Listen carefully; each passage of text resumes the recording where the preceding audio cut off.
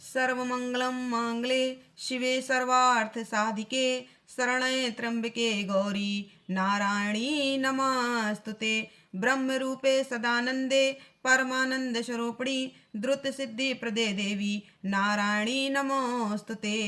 शरणागत दीनार्थ परित्राण परायण सर्वस्याहत्य हरे देवी नारायणी नमस्तुते। नमः चंडिकाय नमः। अथ दुर्गा सप्तशती भाषा अथ देवा कवचम। महर्षि मार्कंडे जी बोले, हे पितामह, संसार में जो गुप्त हो और जो मनुष्यों की सब प्रकार से रक्षा करता हो और जो आपने किसी को आज तक बताया न हो, वह कवच मुझे बताइए। श्री ब्रह्मा जी कहने लगे, अत्यंत गुप्त हुआ सब प्राणियों की भलाई करने वाला कवच मुझसे सुनो। प्रथम शैलपुत्री, दूसरी ब्रह्मचारिणी, तीसरी चंद्रघंटा, चौथी कुष्मांडा, पांचवी स्कंद माता, छठी कात्यायनी, सातवीं कालरात्रि, आठवीं महागौरी, नवीं सिद्धिदात्री। यह देवी की 9 मूर्तियां और यह 9 दुर्गा कहलाती हैं। आग में जलता हुआ, रण में शत्रु से घिरा हुआ, विषम संकट में फंसा हुआ मनुष्य यदि दुर्गा के नाम का स्मरण करे तो उसको कभी भी हानि नहीं होती। रण में उसके लिए कुछ भी आपत्ति नहीं और न उसे किसी प्रकार का दुख या डर ही होता है। हे देवी, जिसने श्रद्धा पूर्वक तुम्हारा स्मरण किया है उसकी वृद्धि होती है और जो तुम्हारा चिंतन करते हैं उनकी तुम निसंदेह रक्षा करने वाली हो। चामुंडा प्रेत पर, वाराही भैंसे पर, रौद्री हाथी पर, वैष्णवी गरुण पर अपना आसन जमाती हैं। माहेश्वरी बैल पर, कौमारी मोर पर और हाथ में कमल लिए हुए विष्णु प्रिया लक्ष्मी जी कमल के आसन पर विराजती हैं। बैल पर बैठी हुई ईश्वरी देवी ने श्वेत रूप धारण कर रखा है और सब प्रकार के आभूषणों से विभूषित ब्राह्मी देवी हंस पर बैठती हैं। और इस प्रकार ये सब देवियां सब प्रकार के योगों से युक्त और अनेक प्रकार के रत्न धारण किए हुए हैं। भक्तों की रक्षा के लिए संपूर्ण देवियां रथ में बैठी तथा क्रोध में भरी हुई दिखाई देती हैं तथा चक्र गदा शक्ति हल और मूसल खेटक और तोमर परस तथा पास बाला और त्रिशूल एवं उत्तम सारंग आदि शस्त्रों को दैत्यों के नाश के लिए और भक्तों की रक्षा करने के लिए और देवताओं के कल्याण के लिए धारण किए हैं। हे महारौद्रे, अत्यंत घोर पराक्रम, महान बल और महान उत्साह वाली देवी, तुमको मैं नमस्कार करती हूँ। हे देवी, तुम्हारा दर्शन दुर्लभ है तथा आप शत्रुओं के भय को बढ़ाने वाली हैं। हे जगदम्बिके, मेरी रक्षा करो। पूर्व दिशा में ऐन्द्री मेरी रक्षा करे। अग्निकोण में अग्निशक्ति, दक्षिण में वाराही देवी, नैतृत्व कोण में खड़क धारणी देवी मेरी रक्षा करें। वारुणी, पश्चिम दिशा में वायु कोण में मृगवाहिनी, उत्तर में कौमारी और ईशान में शूलधारणी देवी मेरी रक्षा करें। ब्राह्मणी ऊपर की ओर से मेरी रक्षा करें और वैष्णवी देवी नीचे की ओर मेरी रक्षा करें। और इसी प्रकार 100 पर बैठी चामुंडा देवी 10 दिशाओं में मेरी रक्षा करें। जया देवी आगे, विजया पीछे की ओर, अजिता बाईं ओर, अपराजिता दाहिनी ओर मेरी रक्षा करें। उद्योतनी देवी शिखा की रक्षा करें तथा उमा सिर में स्थित होकर मेरी रक्षा करें। इसी प्रकार मस्तक में मालाधारी देवी रक्षा करें और ऋषि देवी मेरी भवों का संरक्षण करें। भवों के मध्य भाग में त्रिनेत्रा नथनों की यम घंटा देवी रक्षा करें। नेत्रों के मध्य में शंखनी देवी और द्वारवासिनी देवी कानों की रक्षा करें। कपोलों की कालिका देवी और कानों के मूल भाग की भगवती शक्ति रक्षा करें। सुगंधा नासिका में और चर्चिका ऊपर के होंठ में, अमृत कला नीचे के होंठ की सरस्वती देवी जीभ की रक्षा करें। कौमारी देवी दांतों की और चंडिका कंठ प्रदेश की रक्षा करें। चित्र घंटा गले की घंटी की और महामाया तालु की रक्षा करें। कामाक्षी ठोड़ी की सर्वमंगला वाणी की रक्षा करें। भद्रकाली गर्दन की और धनुधर पीठ के मेरुदंड की रक्षा करें। कंठ के बाहरी भाग की नीलग्रीवा और कंठ की नली की नलकुबरी रक्षा करें। दोनों कंधों की खड़गनी और वज्रधारणी मेरी दोनों बाहों की रक्षा करें। दंडनी दोनों हाथों की और अंबिका देवी समस्त अंगुलियों की रक्षा करें। शूलेश्वरी देवी संपूर्ण नखों की, कुलेश्वरी देवी मेरी कुछ की रक्षा करें। महादेवी दोनों स्तनों की, शोक विनाशनी मन की रक्षा करें। ललता देवी हृदय की, शूलधारणी उदर की रक्षा करें। कामनी देवी नाभ की, गुहेश्वरी गु स्थान की, पूतना और कामिका लिंग की और महेशवाहिनी गुदा की रक्षा करें। संपूर्ण इच्छाओं को पूर्ण करने वाली महाबला देवी दोनों जंगाओं की रक्षा करें। विंध्यवासिनी दोनों घुटनों की और तेजसी देवी दोनों पांवों के पृष्ठभाग की, श्रीधरी पांवों की अंगुलियों की, स्थलवासिनी तलुओं की, दंष्ट्रा करालनी देवी नखों की, ऊर्ध्व केशनी केशों की, बागेश्वरी वाणी की रक्षा करें। रोमावलियों के छिद्रों की, कौबेरी और त्वचा की बागेश्वरी देवी रक्षा करें। पार्वती देवी रक्त मज्जा वसा मांस हड्डी की रक्षा करें। कालरात्रि आंतों की रक्षा करें। मुक्तेश्वरी देवी पित्त की, पद्मावती कमलोश की, चूड़ामणि कप की रक्षा करें। ज्वालामुखी नसों के जल की रक्षा करें। विद्या देवी शरीर के सब जोड़ों की रक्षा करें। ब्रह्माणी मेरे वीर की छत्तेश्वरी छाया की, और धर्मधारणी मेरे अहंकार मन तथा बुद्धि की रक्षा करें। प्राण अपान समानु दान और बयान की वज्र हस्ता देवी रक्षा करें। कल्याण शोभना मेरे प्राण की रक्षा करें। रस रूप गंध शब्द और स्पर्श इन विषयों का अनुभव करते समय योगिनी देवी मेरी रक्षा करें, तथा मेरे सत्वगुण रजोगुण तमोगुण की रक्षा नारायणी देवी करें। आयु की रक्षा वाराही देवी करें। वैष्णवी धर्म की तथा चक्रणी देवी यश कीर्ति लक्ष्मी धन विद्या की रक्षा करें। इंद्राणी मेरे शरीर की रक्षा करें, और हे चंडिके आप मेरे पशुओं की रक्षा करिए। महालक्ष्मी मेरे पुत्रों की रक्षा करें, और भैरवी मेरे पति की रक्षा करें। मेरे पति की सुखिता तथा मार्ग की क्षमाकारी देवी रक्षा करें।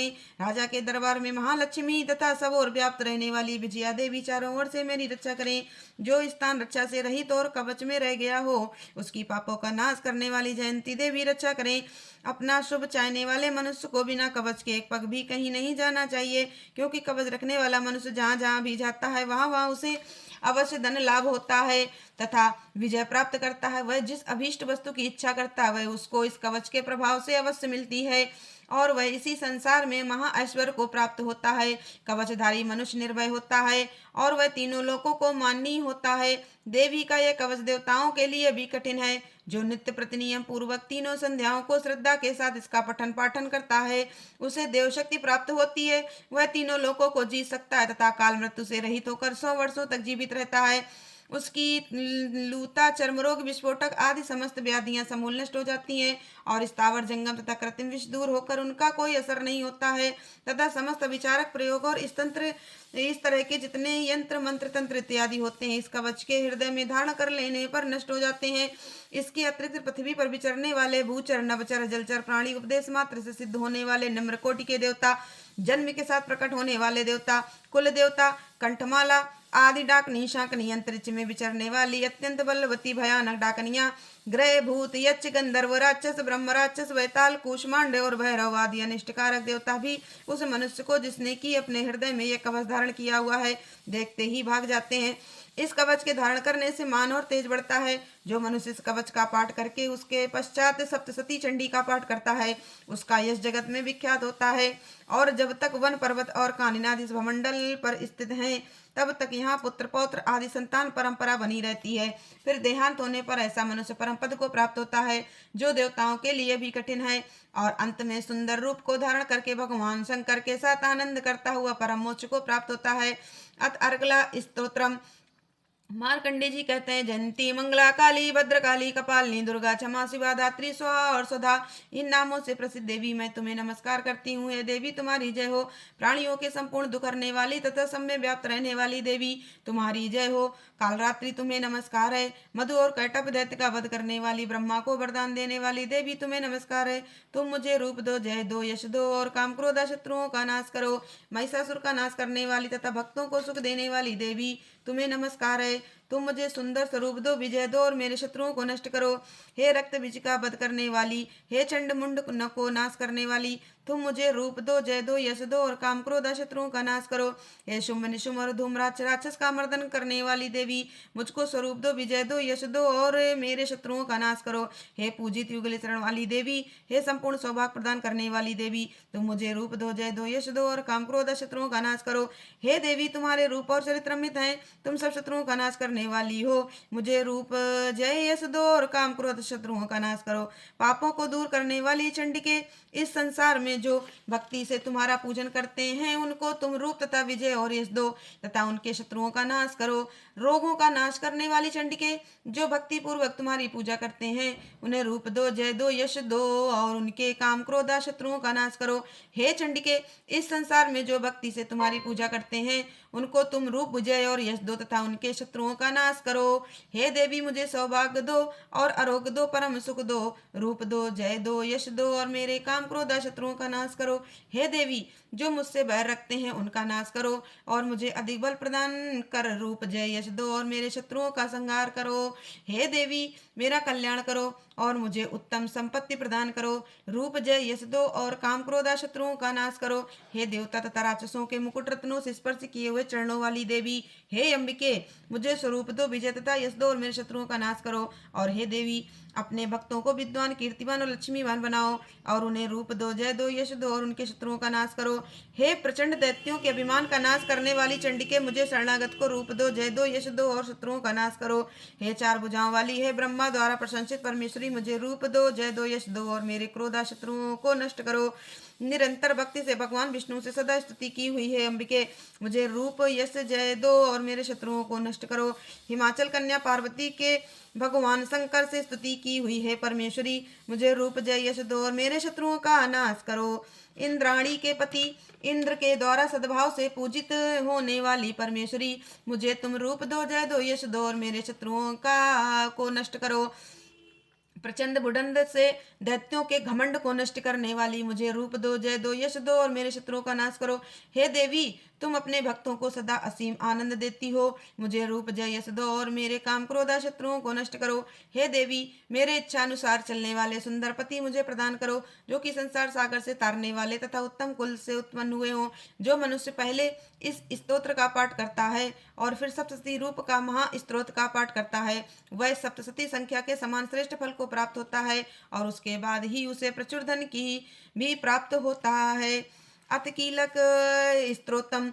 महर्षि श्री मार्कंडे जी बोले, निर्मल ज्ञान रूपी शरीर धारण करने वाले, देवत्रीय रूप, दिव्य तीन नेत्र वाले, जो कल्याण प्राप्ति के हेतु हैं तथा अपने मस्तक पर अर्धचंद्र धारण करने वाले हैं, उन भगवान शंकर को नमस्कार है। जो मनुष्य इन कीलक मंत्रों को जानता है, वही पुरुष कल्याण को प्राप्ति करता है। जो अन्य मंत्रों को जपकर केवल सप्तशती स्त्रोत से ही देवी की स्तुति करता है, उसको इससे ही देवी की सिद्धि हो जाती है। उन्हें अपने कार्य की सिद्धि के लिए दूसरे की साधना करने की आवश्यकता नहीं रहती।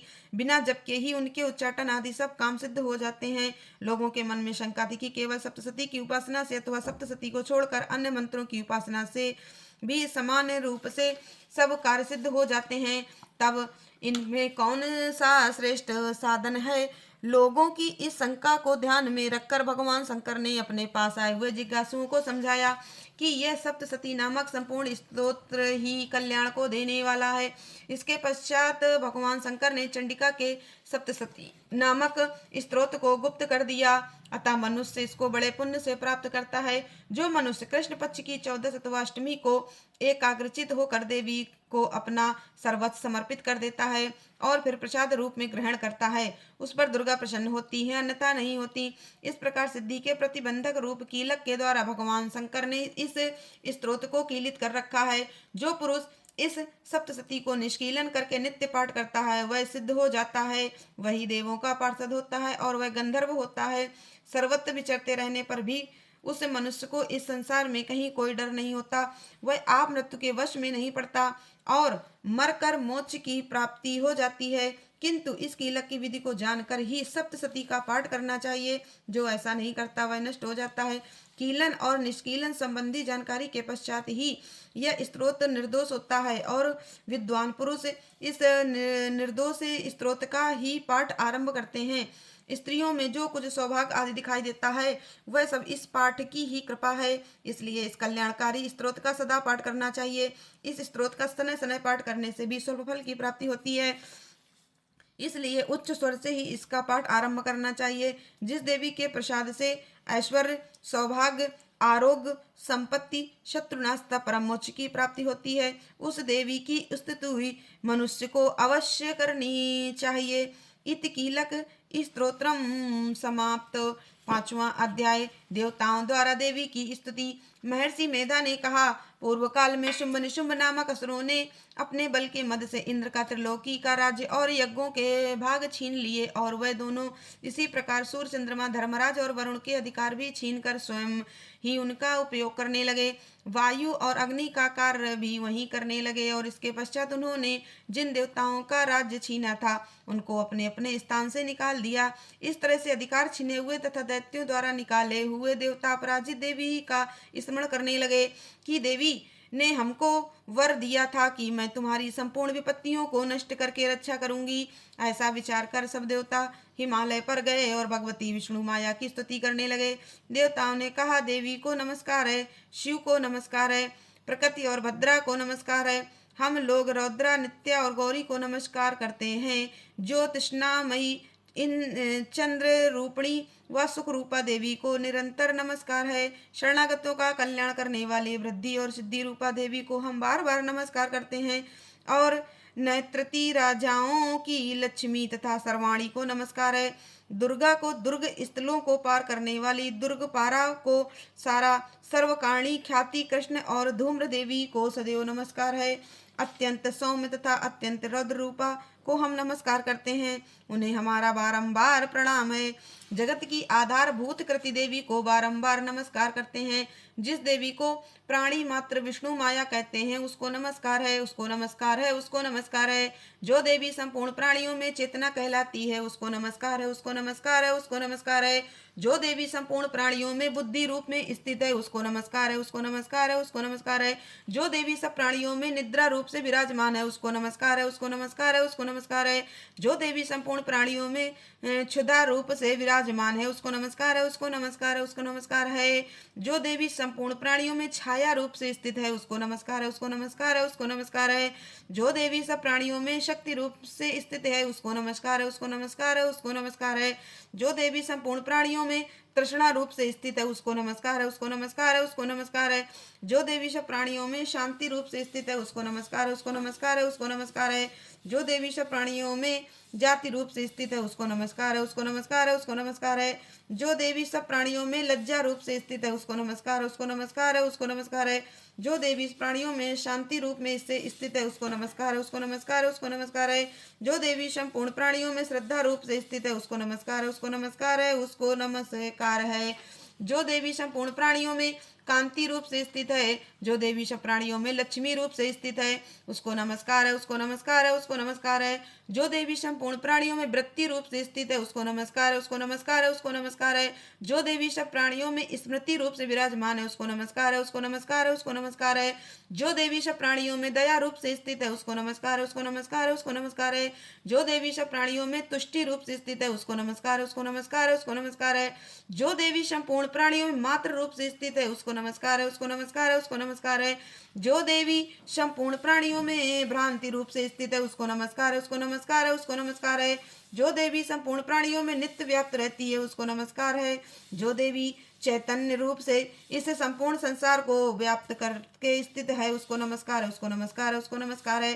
पूर्व काल में देवताओं ने अपने अभीष्ट फल पाने के लिए जिसकी स्तुति की है और देवराज इंद्र ने बहुत दिनों तक जिसका सेवन किया है वह कल्याण की साधना भूता ईश्वरी हमारा कल्याण और मंगल करे तथा सारी विपत्तियों को नष्ट कर डाले। असुरों के सताए हुए संपूर्ण देवता उस परमेश्वरी को इस समय नमस्कार करते हैं तथा जो भक्ति पूर्वक स्मरण की जाने पर तुरंत ही सब विपत्तियों को नष्ट कर देती है वह जगदम्बा इस समय भी हमारा मंगल करके हमारी समस्त विपत्तियों को दूर करे। महर्षि मेधा ने कहा, हे राजन, इस प्रकार जब देवता स्तुति कर रहे थे तो उसी समय पार्वती देवी गंगा में स्नान करने के लिए आई। तब उनके शरीर से प्रकट होकर शिवा देवी बोली, शुंभ दैत्य के द्वारा स्वर्ग से निकले हुए और निशुंभ से हारे हुए यह देवता मेरी ही स्तुति कर रहे हैं। पार्वती के शरीर से अंबिका निकली थी, इसलिए उसको संपूर्ण लोक में कौशिकी कहते हैं। कौशिकी के प्रकट होने के पश्चात पार्वती देवी के शरीर का रंग काला हो गया और वह हिमालय पर रहने वाली कालिका देवी के नाम से प्रसिद्ध हुई। फिर शुंभ और निशुंभ के दूत चंडमुंड वहां आए और उन्होंने परम मनोहर रूप वाली अंबिका देवी को देखा। फिर वह शुंभ के पास जाकर बोले, महाराज, एक अत्यंत सुंदर स्त्री हिमालय को प्रकाशित कर रही है। वैसा रंग रूप आज तक हमने किसी स्त्री में नहीं देखा। हे असुरेश्वर, आप यह पता लगाएं कि वह कौन है और उसको ग्रहण कर लें। वह स्त्री स्त्रियों में रत्न है, वह अपनी कांति में दसों दिशाओं को प्रकाशित करती हुई वहां स्थित है, इसलिए आपको उसका देखना उचित है। हे प्रभु, तीनों लोकों के हाथी, घोड़े और मणि इत्यादि जितने रत्न हैं वह सब इस समय आपके घर में शोभायमान है। हाथियों में रत्न रूप ऐरावत हाथी और उच्चैश्रवा नामक घोड़ा तो आप इंद्र से ले आए हैं। हंसों द्वारा जुता हुआ विमान जो कि ब्रह्मा जी के पास था अब भी आपके पास है, और ये महापद्य नामक खजाना आपने कुबेर से छीना है। समुद्र ने आपको सदा खिले हुए फूलों की किंजलकिनी नामक माला दी है। वरुण का कंचन की वर्षा करने वाला छत्र आपके पास है। रथों में श्रेष्ठ प्रजापति का रथ भी आपके पास ही है। हे दैत्येंद्र, मृत्यु से उत्क्रांतिदा नामक शक्ति भी आपने छीन ली है, और वरुण का पाश भी आपके भ्राता निशुंभ के पास ही है, और समुद्र में पैदा होने वाले सब प्रकार के रत्न भी आपके भ्राता निशुंभ के अधिकार में हैं, और जो अग्नि में न जल सके ऐसे 2 वस्त्र भी अग्निदेव ने आपको दिए हैं। हे दैत्यराज, इस प्रकार सारी रत्न रूपी वस्तुएं आप संग्रह कर चुके हैं, तो फिर आप यह कल्याणमय स्त्रियों में रत्न रूप अनुपम स्त्री आप क्यों नहीं ग्रहण करते। महर्षि मेधा बोले, चंड मुंड का यह वचन सुनकर शुंभ ने विचारा कि सुग्रीव को अपना दूत बनाकर देवी के पास भेजा जाए। प्रथम उसको सब कुछ समझा दिया और कहा कि वहां जाकर तुम उसको अच्छी तरह से समझाना और ऐसा उपाय करना जिससे वह प्रसन्न होकर तुरंत मेरे पास चली आए। भली प्रकार समझाकर कहना। दूत सुग्रीव पर्वत के उस रमणीय भाग में पहुंचा जहां देवी रहती थी। दूत ने कहा, हे देवी, दैत्यों का राजा शुंभ को जो इस तीनों लोकों का स्वामी है, मैं उसका दूत हूँ और यहाँ तुम्हारे पास आया हूँ। संपूर्ण देवता उसकी आज्ञा एक स्वर से मानते हैं। अब जो कुछ उसने कहला भेजा है वह सुनो। उसने कहा है, इस समय संपूर्ण त्रिलोकी मेरे वश में है और संपूर्ण यज्ञों के भाग को पृथक पृथक मैं ही लेता हूँ, और तीनों लोकों में जितने श्रेष्ठ रत्न हैं वह सब मेरे पास हैं। देवराज इंद्र का वाहन ऐरावत मेरे पास है, और जो मैंने उससे छीन लिया है उच्च स्रवा नामक घोड़ा जो क्षीर सागर मंथन करने से प्रकट हुआ था, उसे देवताओं ने मुझे समर्पित किया है। हे सुंदरी, इनके अतिरिक्त और भी जो रत्न भूषण पदार्थ देवताओं के पास थे वह सब मेरे पास हैं। हे देवी, मैं तुम्हें संसार की स्त्रियों में रत्न मानता हूँ, क्योंकि रत्नों का उपभोग करने वाला मैं ही हूँ। हे चंचल कटाक्षों वाली सुंदरी, अब यह मैं तुझ पर छोड़ता हूँ कि तू मेरे या मेरे भाई महापराक्रमी निशुंभ की सेवा में जाए। यदि तू मुझे वरेगी तो तुझे अतुल महान ऐश्वर्य की प्राप्ति होगी, अतः तुम अपनी बुद्धि से यह विचार कर मेरे पास चली आओ। महर्षि मेधा ने कहा, दूत के ऐसा कहने पर संपूर्ण जगत का कल्याण करने वाली भगवती दुर्गा मन ही मन मुस्कुराई और इस प्रकार कहने लगी। देवी ने कहा, हे दूत, तू जो कुछ कह रहा है वह सत्य है और इसमें किंचित मात्र भी झूठ नहीं है। शुंभ इस समय तीनों लोकों का स्वामी है, निशुंभ भी उसी की तरह पराक्रमी है, किंतु इसके संबंध में मैं जो प्रतिज्ञा कर चुकी हूँ उसे मैं कैसे झुठला सकती हूँ। अतः तू मैंने जो प्रतिज्ञा की है उसे सुन लो। मुझे युद्ध में जीत लेगा जो मुझे युद्ध में जीत लेगा और मेरे अभिमान को खंडित करेगा तथा बल में मेरे समान होगा, वही मेरा स्वामी होगा। इसलिए शुंभ अथवा महापराक्रमी निशुंभ यहाँ आवे और युद्ध में जीत कर मुझसे विवाह कर लें। इसमें भला देर की क्या आवश्यकता है। दूत ने कहा, हे देवी, तुम अभिमान में भरी हुई हो, मेरे सामने तुम ऐसी बात ना करो। इस त्रिलोकी में मुझे तो ऐसा कोई दिखाई नहीं देता जो कि शुंभ और निशुंभ के सामने ठहर सके। हे देवी, जब अन्य देवताओं में से कोई शुंभ व निशुंभ के सामने युद्ध में ठहर नहीं सकता, तो फिर तुम जैसी स्त्री उनके सामने रणभूमि में ठहरेगी कैसे, ठहर सकेगी। जिन जिन शुंभ आदि असुरों के सामने इंद्र आदि देवता नहीं ठहर सके, तो फिर तुम अकेली स्त्री उनके सामने कैसे ठहर सकोगी। अतः तुम मेरा कहना मानकर उनके पास चली जाओ, नहीं तो वह जब वह तुम्हें केश पकड़कर घसीटते हुए ले जावेंगे तो तुम्हारा गौरव नष्ट हो जाएगा। इसलिए मेरी बात मान लो। देवी ने कहा, जो कुछ तुमने कहा ठीक है। शुंभ और निशुंभ बड़े बलवान हैं, लेकिन मैं क्या कर सकती हूँ, क्योंकि मैं बिना विचारे प्रतिज्ञा कर चुकी हूँ। इसलिए तुम जाओ और मैंने जो कुछ कहा है वह सवादर पूर्वक असुरेंद्र से कह दो। इसके पश्चात जो वह उचित समझे करें। राजा ने कहा, ऋषिराज, आपने रक्त बीज के वध से संबंध रखने वाला वृतांत मुझे सुनाया। अब मैं रक्त बीज के मरने के पश्चात क्रोध में भरे हुए शुंभ व निशुंभ ने जो कर्म किया वह सुनना चाहता हूँ। महर्षि मेधा ने कहा, रक्त बीज के मारे जाने पर शुंभ और निशुंभ को बड़ा क्रोध आया और अपनी बहुत बड़ी सेना का इस प्रकार सर्वनाश होते देखकर निशुंभ देवी पर आक्रमण करने के लिए दौड़ा। उसके साथ बहुत से बड़े बड़े असुर देवी को मारने के वास्ते दौड़े और महापराक्रमी शुंभ अपनी सेना सहित चंडिका को मारने के लिए बढ़ा। फिर शुंभ और निशुंभ का देवी से घोर युद्ध होने लगा और वह दोनों असुर इस प्रकार देवी पर बाण फेंकने लगे जैसे मेघों से वर्षा हो रही हो। उन दोनों के चलाए हुए बाणों को देवी ने अपने बाणों से काट डाला और अपने शस्त्रों की वर्षा से उन दोनों दैत्यों को चोट पहुंचाई। निशुंभ ने तीक्ष्ण तलवार और चमकती हुई ढाल लेकर देवी के सिंह पर आक्रमण किया। अपने वाहन को चोट पहुंची हुई देखकर देवी ने अपने छुरप्र नामक बाण से निशुंभ की तलवार पर ढाल दोनों को ही काट डाला। तलवार और ढाल कट जाने पर निशुंभ ने देवी पर शक्ति से प्रहार किया। देवी ने अपने चक्र से उसके 2 टुकड़े कर दिए। फिर क्या था, दैत्य मारे क्रोध के जल भुन गया और उसने देवी के मारने के लिए उसकी ओर शूल फेंका, किंतु देवी ने अपने मुक्के से उसको चूर चूर कर डाला। फिर उसने देवी पर गदा से प्रहार किया। देवी ने त्रिशूल से गदा को भस्म कर डाला। इसके पश्चात वह फरसा हाथ में लेकर देवी की ओर लपका। देवी ने अपने तीखे बाणों से उसे धरती पर सुला दिया। अपने पराक्रमी भाई निशुंभ के इस प्रकार से मरने पर शुंभ क्रोध में भरकर देवी को मारने के लिए दौड़ा। वह रथ में बैठा हुआ उत्तम आयुधों से सुशोभित अपनी 8 बड़ी बड़ी भुजाओं से सारे आकाश को ढके हुए था। शुंभ को आते हुए देखकर देवी ने अपना शंख बजाया और ढके हुए था। शुंभ को आते हुए देखकर देवी ने अपना शंख बजाया और धनुष की टंकोर का भी अत्यंत दुस्सह शब्द किया। साथ ही अपने घंटे के शब्द से, जो कि संपूर्ण दैत्य सेना के तेज को नष्ट करने वाला था, संपूर्ण दिशाओं को व्याप्त कर दिया। इसके पश्चात देवी के सिंह ने भी अपनी दहाड़ से, जिसे सुन बड़े बड़े बलवानों को मद चूर चूर हो जाता था, आकाश पृथ्वी और 10 दिशाओं को पूरित कर दिया। फिर आकाश में उछलकर काली ने अपने दांतों तथा हाथों को पृथ्वी पर पटका। उसके ऐसा करने से ऐसा शब्द हुआ जिससे शांत हो गए। इसके पश्चात शिवदूती ने असुरों के लिए भय उत्पन्न करने वाला हट्टहास किया, जिसे सुनकर सब दैत्य थर्रा उठे और शुंभ को बड़ा क्रोध हुआ। फिर अंबिका ने उसे अरे दुष्ट, खड़ा रहे कहा तो आकाश से सभी देवता जय हो बोल उठे। शुंभ ने वहां आकर ज्वालाओं से युक्त एक अत्यंत भयंकर शक्ति छोड़ी, जिसे आते देखकर देवी ने अपनी महोलका नामक शक्ति से काट डाला। हे राजन, फिर शुंभ के सिंहनाद से तीनों लोग व्याप्त हो गए और उसकी प्रतिध्वनि से ऐसा घोर शब्द हुआ जिसने इससे पहले के सब शब्दों को जीत लिया। शुंभ के छोड़े बाणों को देवी ने और देवी के छोड़े बाणों को शुंभ ने बड़े बाणों से काट सैकड़ों और हजारों टुकड़ों में परिवर्तित कर दिए। इसके पश्चात जब चंडिका ने क्रोध में भरकर शुंभ को त्रिशूल से मारा तो वह मूर्छित होकर पृथ्वी पर गिर पड़ा। जब उसकी मूर्छा दूर हुई तो वह धनुष लेकर वहां आया और अपने बाणों से उसने देवी, काली तथा सिंह को घायल कर दिया।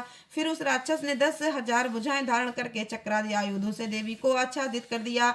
तब भगवती दुर्गा ने कुपित होकर अपने बाणों से उन चक्रों तथा बाणों को काट डाला। यह देखकर निशुंभ हाथ में गदा लेकर चंडिका को मारने के लिए दौड़ा। उसके आते ही देवी ने तीक्ष्ण धार वाले खंडक से उसकी गदा को काट डाला। उसने फिर त्रिशूल हाथ में ले लिया। देवताओं को दुखी करने वाले निशुंभ को त्रिशूल हाथ में लिए हुए आता देखकर चंडिका ने अपने शूल से उसकी छाती पर प्रहार किया और उसकी छाती को चीर डाला। शूल विदीर्ण हो जाने पर उसकी छाती में से एक उस जैसा ही महापराक्रमी दैत्य ठहर जा कहता हुआ निकला। उसको देखकर देवी ने बड़े जोर से ठहाका लगाया। अभी वह निकलने भी न पाया था कि उसका सिर अपनी तलवार से काट डाला। सिर के कटने के साथ ही वह पृथ्वी पर गिर पड़ा। तदनंतर सिंह दहाड़ दहाड़ कर असुरों का भक्षण करने लगा और काली शिवदूती भी राक्षसों का रक्त पीने लगी। कौमारी की शक्ति से कितने ही महादैत्य नष्ट हो गए। ब्रह्मा जी के कमंडल के जल से कितने ही असुर समाप्त हो गए। कई दैत्य माहेश्वरी के त्रिशूल से विदीर्ण होकर पृथ्वी पर गिर पड़े और कई बाराही के प्रहारों से छिन्न भिन्न होकर धराशायी हो गए। वैष्णवी ने भी अपने चक्र से बड़े बड़े महापराक्रमियों का कचूमर निकालकर उन्हें यमलोक भेज दिया और ऐन्द्री से कितने ही महाबली राक्षस टुकड़े टुकड़े हो गए। कई दैत्य मारे गए, कई भाग गए, कितने ही काली शिवदूती और सिंह ने भक्षण कर लिए। बोलो दुर्गा मैया की जय। बोलो स्कंद माता की जय।